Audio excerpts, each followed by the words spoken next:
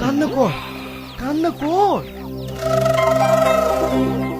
ওরে আমার কি হবে গো? আমি তোকে কত ভালোবাসি, আজ তুই আমাদের ছেড়ে চলে যাবি। কান্না করছো কেনে? আমার শ্বশুর শাশুড়ি আগে না মুরগি আগে? আমি তোমাকে আবার মুরগি কিনে দেবো। ও মা গো, মাসে কুড়িটা করে ডিম পাড়তো মা, আর আমাদের ডিম খাওয়া হবে না। তোর কিছু হয়ে গেলে আমি বাঁচবো না। হয়েছে, হয়েছে, দারুণ হয়েছে। মা, এই মুরগির মাংস খেলে আমাদের হজম হবে না। চুপ কর, তোকে মুরগি জবাই করতে হবে না, আমরা মাংস খাবো না। খাবো না বললে হয়?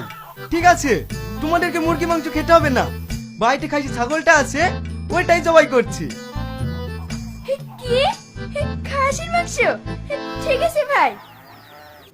না জামাই, তোমাকে আর ছাগল জবাই করতে হবে না। আমাকে নিষেধ করেন না মা, আপনার জামাই কৃপণ নাকি? যতই হোক শ্বশুর শাশুড়ি বলি কথা। আমার দুলাভাই কত ভালো। ঠিক আছে, ঠিক আছে। ওগো, তুমি এদিকে রেডি করো, আমি আসছি।